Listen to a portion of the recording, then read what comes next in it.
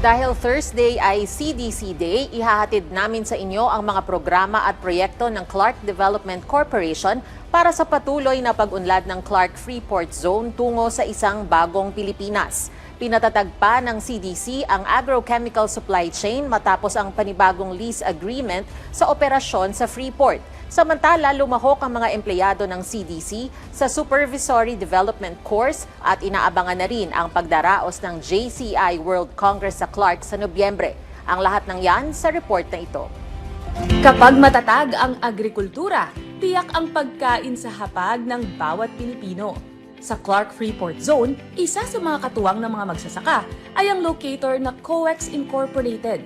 Kilala ito sa paggawa ng dekalidad na lalagyan o container para sa pataba, pesticides at iba pang produktong mahalaga sa ani. Noong February 19, nilagdaan ni CDC President at CEO Attorney Agnes V.S.T. de Vanadera at COEX President Willie Haugo ang panibagong lease agreement para sa pagpapatuloy ng operasyon sa Freeport. Sa loob ng 25 taon, ang COEX ay naging bahagi ng daloy ng produksyon sa agrikultura. Ayon kay Attorney de Vanadera, ang renewal ay hakbang para palakasin ang food security at agricultural resilience ng bansa. Dagdag panigo, sa pamamagitan ng kanilang operasyon sa Clark, patuloy silang makatutulong sa matatag na supply ng produktong sumusuporta sa produksyon ng pagkain sa buong Pilipinas. Safety-wise, Tapos, yung dating sa customer. Here, it's green and it's white. So that kind of made everything work together. Paano ba maging epektibong supervisor? Yan ang sentro ng Track 2 ng Supervisory Development Course o SDC na dinaluhan ng 38 supervisors at assistant managers ng CDC mula February 18 hanggang 20. Bahagi ito ng 3 track program na nakahanay sa vision ng pamunuan ng CDC sa pangunguna ni Attorney de Vanadera para sa workforce development ng ahensya. Si Assistant Director Randy Tababa ng Civil Service Commission Region 3 ang nagsilbing resource person. Nakatuon ang sessions sa active listening, structured mentoring at pagbibigay ng developmental feedback. Kasabay nito, inilunsad ng CDC noong 2025 ang Skwela Program o Scholarship Collaboration for Workers Engaging in Learning Advancement para palawakin ang oportunidad sa career advancement at mas mataas na kalidad ng serbisyo sa Freeport. Matapos ang 20 years noong unang ginanap ang JCI World Congress sa Pilipinas, muli itong nagbabalik sa Clark. Ngayong Nobyembre, tinatayang nasa 6,000 delegates ang dadalo sa Clark Freeport Zone.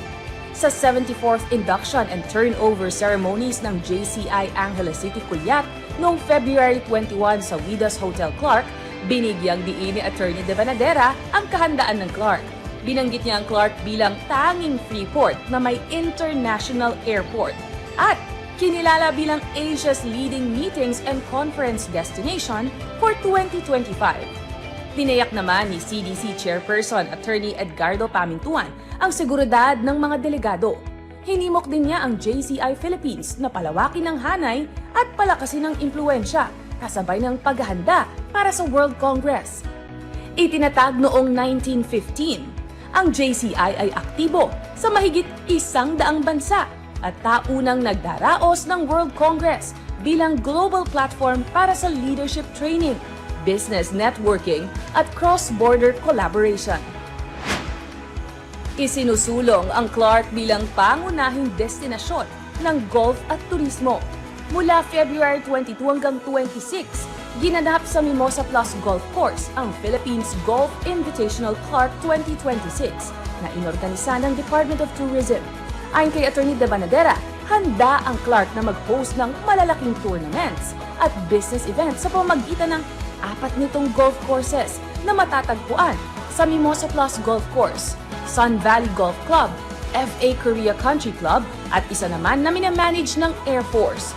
Kumpletong meetings, incentives, conferences and exhibitions facilities at matatag na ugnayan sa lokal at international partners. Dumalo ang 79 participants mula sa iba't ibang bansa, kabilang ang Australia, United States, India, Thailand, Malaysia, Singapore, Canada, UAE at Europa. Bukod sa kompetisyon, nagsilbing daan ang invitational para palakasin ang promosyon ng Philippine Golf Tourism at ipakita ang kakayahan ng Clark na mag-host ng international sporting events. Samantala sa ginanap na Memorandum of Agreement signing sa pagitan ng CDC at Southern Luzon State University, pinalawak ang ugnayan ng akademya at industriya sa Clark. Layunin ng kasunduan na bigyan ng pagkakataon, hindi lamang ang mga estudyante, kundi maging ang mga engineering faculty members na sumailalim sa industry immersion. Ibinahagi naman ni Attorney Davanadera ang kanyang bisyon para sa Clark bilang isang education-centered economic zone kung saan magkasabay na umuunlad ang edukasyon at mga industriya. The town is a community and the town, of course, is a school. And the objective is to make sure that the education runs in tandem with the growth of the industry. And my dream really is to make Clark an education-centered economic zone. The academy must really be part of the industrial community.